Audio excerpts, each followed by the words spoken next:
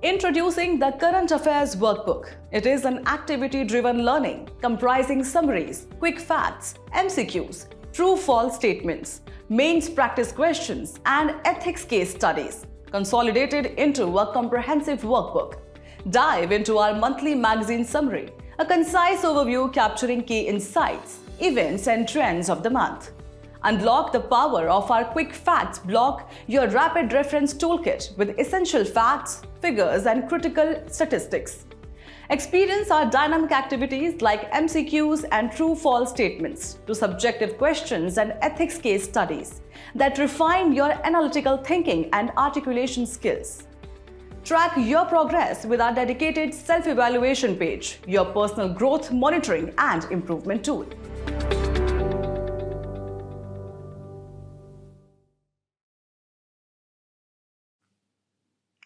नमस्कार दर्शकों, आप देख रहे हैं न्यूज़ टुडे, जिसमें हर खबर है ज़रूरी और हर विश्लेषण है खास।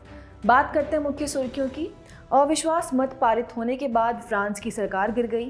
केंद्रीय रेल मंत्री ने लोकसभा में रेलवे संशोधन विधेयक 2024 पेश किया। भारत में 2000 से 2024 की अवधि में प्रत्यक्ष विदेशी निवेश FDI 1 ट्रिलियन अमेरिकी डॉलर के आंकड़े को पार कर गया। वन अधिकार अधिनियम 2006 के अंतर्गत अन्नामलाई टाइगर रिजर्व ATR में जनजातियों के लिए वन अधिकार स्वीकृत किए गए। डिजिटल कृषि मिशन के तहत डिजिटल पब्लिक इंफ्रास्ट्रक्चर DPI के विकास में भारत ने महत्वपूर्ण उपलब्धि हासिल की। भारत ने सहकारी क्षेत्र में विश्व की सबसे बड़ी अनाज भंडारण योजना का विस्तार किया। चलिए बुलेटिन की शुरुआत करते हैं और रुख करते हैं आज की पहली मुख्य खबर की ओर। अविश्वास मत पारित होने के बाद फ्रांस की सरकार गिर गई। आपको बता दें, अविश्वास प्रस्ताव पारित होने के बाद फ्रांसीसी प्रधानमंत्री को इस्तीफा देना पड़ा है, जिससे फ्रांस की सरकार गिर गई। चलिए सबसे पहले भारतीय और फ्रांसीसी राज्य व्यवस्था की तुलनात्मक विशेषताओं पर एक चर्चा करते हैं। सबसे पहले संघवाद की बात करें तो भारत एकात्मक विशेषताओं के साथ एक संघीय संरचना वाला देश है, यानी हमारे यहाँ केंद्र और राज्य दोनों का महत्व है। दूसरी ओर फ्रांस एक एकात्मक देश है जो विकेंद्रीकरण के आधार पर संगठित है। यहाँ संघीयता का अभाव है। सरकार के रूप की बात करें तो भारत में संसदीय प्रणाली लागू है। इसका मतलब है कि राष्ट्रपति देश का औपचारिक प्रमुख होता है, जबकि प्रधानमंत्री सरकार का प्रमुख होता है। इसके विपरीत फ्रांस में अर्ध राष्ट्रपति प्रणाली अपनाई गई है। यहाँ राष्ट्रपति के पास पर्याप्त शक्ति होती है और प्रधानमंत्री दिन प्रतिदिन के कार्यों का प्रबंधन करते हैं। अब राष्ट्रपति के चुनाव की प्रक्रिया को समझें तो भारत में राष्ट्रपति का चुनाव अप्रत्यक्ष रूप से किया जाता है और उनका कार्यकाल 5 वर्षों का होता है। भारत में पुनः निर्वाचन की संख्या पर कोई सीमा नहीं है, जबकि फ्रांस में राष्ट्रपति का चुनाव सार्वभौमिक प्रत्यक्ष मताधिकार के माध्यम से होता है। यहाँ भी कार्यकाल 5 वर्ष का होता है, लेकिन उन्हें केवल एक बार ही पुनः निर्वाचित किया जा सकता है। बात करें पंथ निरपेक्षता की तो भारत में पंथ निरपेक्षता का मतलब है कि राज्य सभी धर्मों के प्रति बराबर सम्मान रखेगा। यह पंथ निरपेक्षता राज्य को सभी धर्मों के मामलों में हस्तक्षेप करने की अनुमति देती है। इसके विपरीत फ्रांस में पंथ निरपेक्षता को सख्त पृथक्करण के रूप में लागू किया गया है। यह पंथ निरपेक्षता के प्रति अधिक कठोर दृष्टिकोण को दर्शाता है, जो धार्मिक मामलों में किसी भी राज्य की भागीदारी को प्रतिबंधित करता है। और अंत में जनमत संग्रह पर बात करें तो भारतीय संविधान में जनमत संग्रह का प्रावधान नहीं है, जबकि फ्रांस में संविधान के तहत स्पष्ट रूप से जनमत संग्रह का प्रावधान है। आपको बता दें, भारतीय और फ्रांसीसी राज्य व्यवस्था के बीच समानताओं में लिखित संविधान, द्विसदनीय संसद, स्वतंत्र न्यायपालिका आदि भी शामिल हैं। चलिए बढ़ते हैं अगली खबर की ओर। केंद्रीय रेल मंत्री ने लोकसभा में रेलवे संशोधन विधेयक 2024 पेश किया। यह विधेयक भारतीय रेलवे बोर्ड अधिनियम 1905 को निरस्त करने और रेलवे बोर्ड से जुड़े इसके प्रावधानों को भारतीय रेलवे अधिनियम 1989 में समाहित करने के लिए प्रस्तुत किया गया है। इससे रेलवे बोर्ड को वैधानिक समर्थन प्रदान किया जाएगा। आपको बता दें कि भारतीय रेलवे बोर्ड अधिनियम 1905 में प्रावधान किया गया है कि केंद्र सरकार रेलवे के संबंध में अपनी शक्तियों और कार्यों को रेलवे बोर्ड को सौंप सकती है। सबसे पहले डालते हैं एक नजर विधेयक के प्रमुख प्रावधानों पर। आपको बता दें कि एक वैधानिक संस्था के रूप में रेलवे बोर्ड का गठन किया जाएगा। केंद्र सरकार बोर्ड के सदस्यों की संख्या, उनकी योग्यता, अनुभव, सेवा के नियम और शर्तें निर्धारित करेगी। साथ ही बोर्ड के अध्यक्ष एवं सदस्यों के लिए नियुक्ति की पद्धति तय करेगी। इसी के साथ रेलवे बोर्ड कुशल प्रबंधन और नीतिगत कार्यान्वयन सुनिश्चित करते हुए भारतीय रेलवे के लिए शीर्ष निर्णय लेने वाली संस्था के रूप में कार्य करेगा। दूसरी ओर रेलवे जोनों को अधिक स्वायत्तता प्रदान की गई है, जिसके तहत परिचालन दक्षता में सुधार करने और शक्तियों के विकेंद्रीकरण पर बल देने का प्रावधान किया गया है। तीसरा है स्वतंत्र विनियामक। विधेयक में प्रशुल्क, सुरक्षा और निजी क्षेत्र की भागीदारी सहित भारतीय रेलवे के अलग अलग पहलुओं की निगरानी हेतु एक स्वतंत्र विनियामक निकाय के गठन का प्रावधान किया गया है। हालांकि विधेयक भारतीय रेलवे की वर्तमान संगठनात्मक संरचना को बरकरार रखता है। वहीं इसके संभावित प्रभाव क्या होंगे, इस पर भी एक नजर डाल लेते हैं। इस विधेयक से रेलवे बोर्ड की कार्यप्रणाली और स्वतंत्रता में वृद्धि होगी तथा रेलवे जोनों के विकेंद्रीकरण और सशक्तिकरण से निर्णय लेने में तेजी आएगी। इसी के साथ स्वतंत्र विनियामक निकाय रेलवे क्षेत्र में पारदर्शिता और जवाबदेही को बढ़ावा देगा। और आखिरी प्रभाव को देखें तो यह रेलवे में निजी क्षेत्र की भागीदारी बढ़ाने का मार्ग प्रशस्त करेगा। इससे किराए में बढ़ोतरी हो सकती है और सरकारी सब्सिडी कम हो सकती है। भारत में 2000 से 2024 की अवधि में प्रत्यक्ष विदेशी निवेश यानी FDI 1 ट्रिलियन अमेरिकी डॉलर के आंकड़े को पार कर गया। वाणिज्य और उद्योग मंत्रालय के अनुसार 2014 से भारत ने लगभग 667 बिलियन अमेरिकी डॉलर का संचयी FDI प्राप्त किया है। यह निवेश 2004 से 14 के पिछले दशक की तुलना में 119% की वृद्धि को दर्शाता है। चलिए सबसे पहले भारत में FDI से संबंधित मुख्य बिंदुओं पर एक नजर डालते हैं। बात करें भारत में FDI करने वाले मुख्य देश की, तो भारत में सबसे अधिक 25% FDI मॉरिशस से प्राप्त हुआ है। इसके बाद 24% सिंगापुर और 10% FDI के साथ संयुक्त राज्य अमेरिका का स्थान है। भारत में FDI के अन्य प्रमुख स्रोत देशों में नीदरलैंड, जापान, यूनाइटेड किंगडम, संयुक्त अरब अमीरात, जर्मनी, साइप्रस और केमैन आइसलैंड शामिल हैं। वहीं अगर भारत में FDI आकर्षित करने वाले प्रमुख क्षेत्रकों को देखें तो सर्वाधिक 16% FDI सेवा क्षेत्र को प्राप्त हुआ है। इसके बाद 15% कंप्यूटर सॉफ्टवेयर और हार्डवेयर से, 7% ट्रेडिंग से तथा 6% के साथ दूरसंचार जैसे क्षेत्रकों का स्थान आता है। अब ये जानते हैं कि प्रत्यक्ष विदेशी निवेश FDI होता क्या है। इसका अर्थ है भारत के बाहर रहने वाले किसी व्यक्ति द्वारा किसी गैर सूचीबद्ध भारतीय कंपनी में पूंजीगत साधनों के माध्यम से निवेश करना अथवा किसी सूचीबद्ध भारतीय कंपनी के फुली डाइल्यूटेड आधार पर शेयर जारी होने के बाद पेड अप इक्विटी पूंजी के 10% के बराबर या उससे अधिक निवेश करना। यह पूंजी प्रवाह मुख्य रूप से गैर ऋण श्रेणी का होता है। खबर में आगे बढ़ते हुए FDI का महत्व भी जान लेते हैं। FDI के माध्यम से प्रौद्योगिकियां भी आती हैं, विशेष रूप से नए प्रकार के पूंजीगत इनपुट प्राप्त होते हैं। ये प्रौद्योगिकियां वित्तीय निवेश या वस्तुओं और सेवाओं में व्यापार के माध्यम से प्राप्त नहीं की जा सकती हैं। साथ ही FDI प्राप्त करने वाली कंपनियों को नए व्यवसायों के संचालन के दौरान अपने कर्मचारियों को प्रशिक्षण सुविधा भी प्राप्त होती है। इससे FDI प्राप्त करने वाले देश में मानव पूंजी का विकास होता है। इसके अलावा FDI से प्राप्त होने वाले लाभ से किसी देश के कॉरपोरेट कर राजस्व में वृद्धि होती है। FDI भुगतान संतुलन को स्थिर बनाए रखती है और मुद्रा विनिमय बाजार में रुपए के मूल्य को समर्थन प्रदान करती है। खबर के अंत में भारत में विदेशी निवेश को बढ़ावा देने हेतु सरकारी नीतियां भी जान लेते हैं। रणनीतिक रूप से महत्वपूर्ण कुछ क्षेत्रकों को छोड़कर अधिकतर क्षेत्रकों में स्वचालित मार्ग के तहत 100% FDI की अनुमति दी गई है। भारत में लगभग 90% FDI स्वचालित मार्ग के तहत प्राप्त होती है। लगभग 42,000 नियमों के अनुपालन को कम कर दिया गया है और 3,800 से अधिक प्रावधानों के तहत कृत्यों या उल्लंघनों को गैर आपराधिक बना दिया गया है। इसी उद्देश्य से जन विश्वास प्रावधानों में संशोधन अधिनियम 2023 लागू किया गया है। उद्योग संवर्धन और आंतरिक व्यापार विभाग DPIIT ने नेशनल सिंगल विंडो सिस्टम यानी NSWS पोर्टल विकसित किया है। यह देश में विनियामक संबंधी सभी अनुमतियों और सेवाओं को प्राप्त करने के लिए वन स्टॉप सेंटर है। आइए बढ़ते हैं अगली खबर की ओर। वन अधिकार अधिनियम 2006 के अंतर्गत अन्नामलाई टाइगर रिजर्व ATR में जनजातियों के लिए वन अधिकार स्वीकृत किए गए।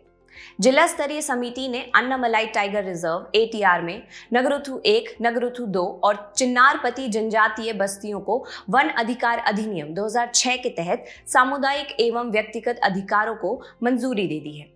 चलिए सबसे पहले जानते हैं वन अधिकार अधिनियम 2006 के बारे में। अनुसूचित जनजाति और अन्य परंपरागत वन निवासी वन अधिकारों की मान्यता अधिनियम को सामान्य रूप से वन अधिकार अधिनियम यानी FRA के नाम से जाना जाता है। इसे 2006 में अधिनियमित किया गया था। इसका उद्देश्य वनवासी समुदायों के साथ हुए ऐतिहासिक अन्याय को दूर करना तथा उनकी आजीविका और खाद्य सुरक्षा सुनिश्चित करना है। आइए अब इस अधिनियम की मुख्य विशेषताओं पर एक नजर डाल लेते हैं। वन अधिकार अधिनियम के तहत मान्यता प्राप्त वन अधिकारों की बात करें तो इसके अंतर्गत पहला है व्यक्तिगत अधिकार, जिसमें स्वयं खेती करने और निवास, स्वस्थानीय पुनर्वास आदि के अधिकार शामिल हैं। और दूसरा है सामुदायिक अधिकार। इसमें वनों में जल निकायों के उपयोग, मछली पकड़ने और चरागाह के उपयोग तथा बौद्धिक संपदा एवं पारंपरिक ज्ञान का अधिकार, पारंपरिक प्रथागत अधिकारों के संरक्षण का अधिकार आदि शामिल हैं। इसकी पात्रता की बात करें तो अधिकारों का दावा ऐसे किसी भी सदस्य या समुदाय द्वारा किया जा सकता है जो 13 दिसंबर 2005 से पहले कम से कम 3 पीढ़ियों यानी 75 वर्ष से वनों में रहता आ रहा हो। और आखिर में महत्वपूर्ण वन्य जीव पर्यायवास। इसमें प्रावधान किया गया है कि राष्ट्रीय उद्यानों और अभयारण्यों के महत्वपूर्ण वन्य जीव पर्यायवासों को वन्य जीव संरक्षण के तहत रखना होगा। आइए अब वन अधिकार प्रदान करने वाले प्राधिकरण भी जान लेते हैं। पहला है ग्राम सभा। यह व्यक्तिगत और सामुदायिक वन अधिकारों की प्रकृति एवं सीमा तय करने की प्रक्रिया शुरू करती है। दूसरा है उपखंड स्तर की समिति। राज्य सरकार द्वारा गठित यह समिति ग्राम सभा द्वारा पारित प्रस्तावों की जांच करती है। और फिर है जिला स्तर की समिति, जो वन अधिकारों को अंतिम मंजूरी प्रदान करती है। आखिर में बात करते हैं इससे जुड़ी चुनौतियों की। इसमें मनमाने ढंग से दावों को खारिज करना, दावों के समाधान के लिए कोई समय सीमा न होना, विकास संबंधी परियोजनाओं से विस्थापित हुए लोगों के अधिकारों पर पर्याप्त ध्यान न दिया जाना आदि शामिल है। और अब बात करते हैं हमारी अगली मुख्य खबर की। डिजिटल कृषि मिशन के तहत डिजिटल पब्लिक इंफ्रास्ट्रक्चर DPI के विकास में भारत ने महत्वपूर्ण उपलब्धि हासिल की। आपको बता दें, गुजरात देश का पहला राज्य है जिसने राज्य के 25% लक्षित किसानों के लिए किसान पहचान पत्र यानी ID तैयार कर लिए हैं। मध्य प्रदेश में 9% और महाराष्ट्र में 2% लक्षित किसानों को ID जारी की गई है। इतना ही नहीं, उत्तर प्रदेश, असम, छत्तीसगढ़, उड़ीसा, राजस्थान जैसे अन्य राज्यों ने भी किसान ID बनाने की प्रक्रिया शुरू कर दी है। चलिए सबसे पहले किसान ID के बारे में जानकारी प्राप्त करते हैं।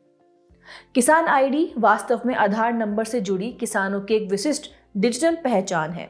यह पहचान पत्र राज्य की भूमि रिकॉर्ड प्रणाली से स्वतः जुड़ा हुआ है।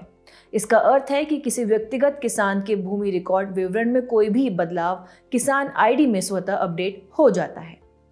डिजिटल कृषि मिशन के तहत डिजिटल रूप से प्राप्त फसल बुआई क्षेत्र डेटा और किसान ID के उद्देश्य किसान केंद्रित कुछ लाभ प्रदान करना है, जैसे कि किसानों को सरकारी योजनाओं का आसानी से और बिना बाधा के लाभ पहुंचाना, बिना किसी कागजी कार्रवाई के और डिजिटल रूप में फसल ऋण वितरण को सुविधाजनक बनाना, ताकि ऋण आवेदन को 1 घंटे में मंजूरी दी जा सके। साथ ही किसान की जरूरत के अनुसार व्यक्तिगत कृषि विस्तार सेवाएं उपलब्ध कराना, प्रत्यक्ष और पारदर्शी तरीके से योजनाओं की राशि ट्रांसफर करना और बाजार कनेक्टिविटी में सुधार करना तथा वित्तीय समावेशन सुनिश्चित करना।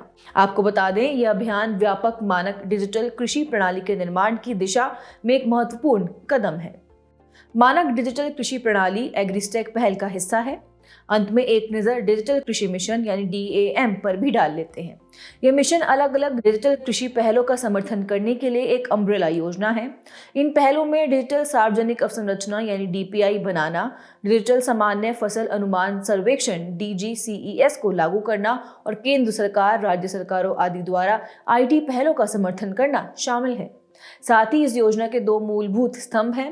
पहला एग्रीस्टैक, इसमें किसानों की रजिस्ट्री, गांव के भू संदर्भित नक्शे और फसल बुआई रजिस्ट्री शामिल है। और दूसरा है कृषि निर्णय सहायता प्रणाली यानी कृषि डिसीजन सपोर्ट सिस्टम। यह रिमोट सेंसिंग डेटा को व्यापक भूस्थानिक प्रणाली से जोड़ती है ताकि कृषि के बारे में रियल टाइम जानकारी प्रदान की जा सके। चलिए अब अंतिम खबर का रुख कर लेते हैं। भारत ने सहकारी क्षेत्र में विश्व की सबसे बड़ी अनाज भंडारण योजना का विस्तार किया।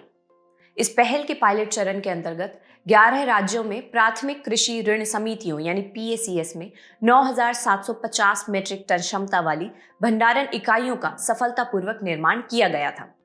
पायलट चरण की सफलता को देखते हुए सरकार ने जमीनी स्तर पर भंडारण अवसंरचना को बढ़ाने के लिए 500 से अधिक अतिरिक्त PACS का चयन किया है।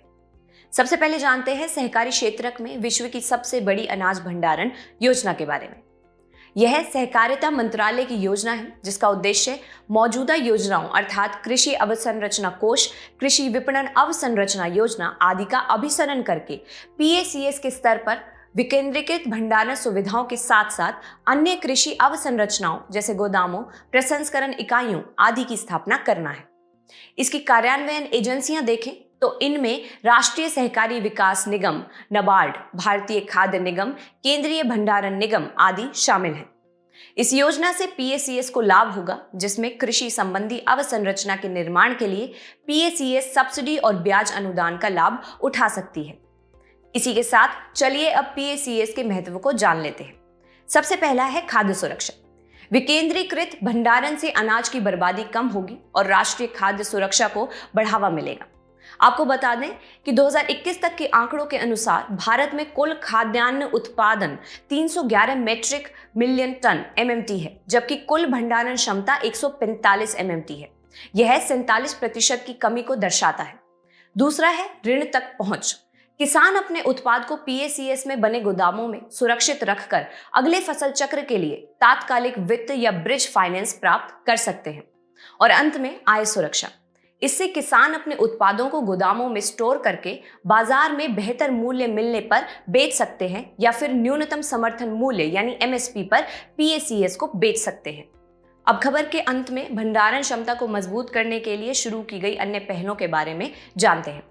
पहले राष्ट्रीय शीत श्रृंखला विकास योजना NCCD की बात करें तो इसके तहत शीघ्र खराब होने वाले कृषि उत्पादों के लिए शीत श्रृंखला भंडारण का निर्माण किया जाता है।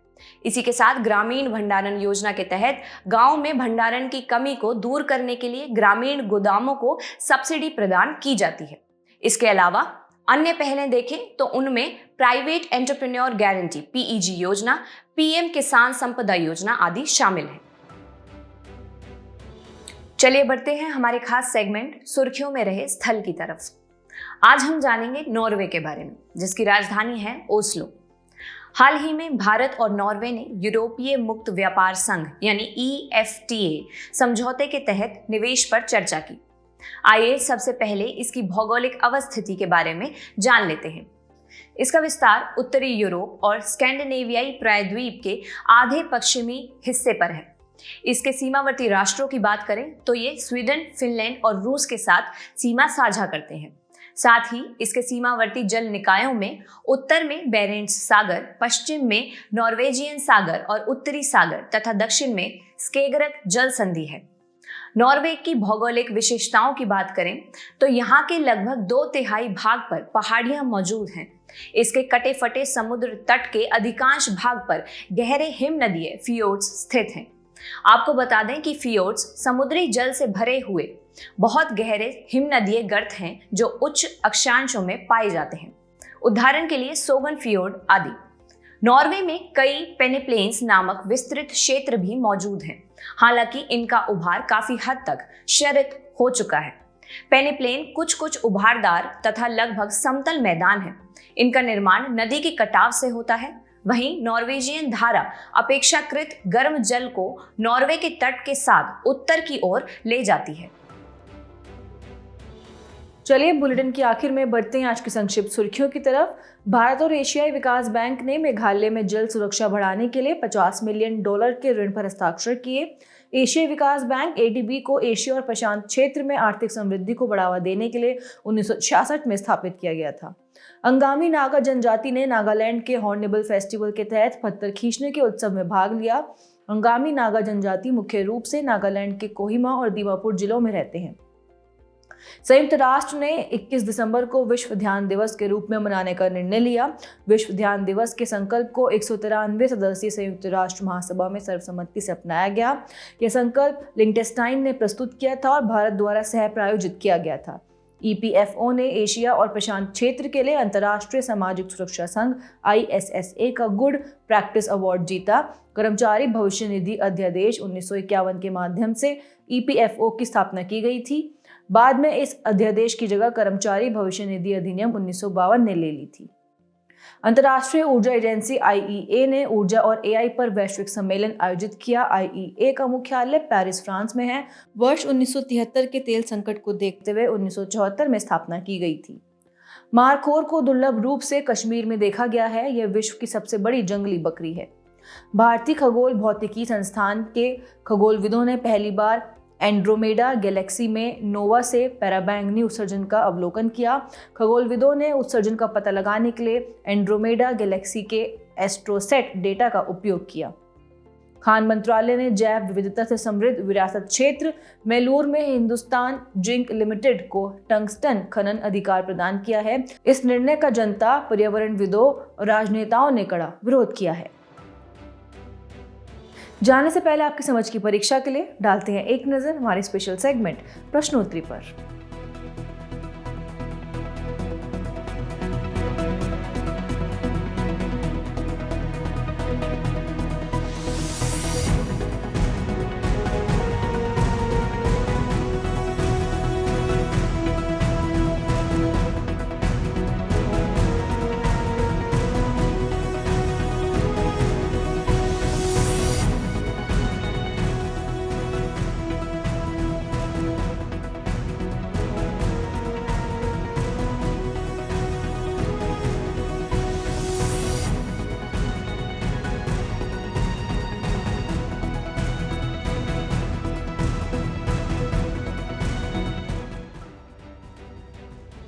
हमसे जुड़ने के लिए आपका धन्यवाद। उम्मीद है न्यूज़ टुडे का यह बुलेटिन आपको पसंद आया होगा। न्यूज़ टुडे की PDF को डाउनलोड करने के लिए और आज की क्विज के उत्तर के लिए डिस्क्रिप्शन में दिए गए लिंक्स पर क्लिक कीजिए।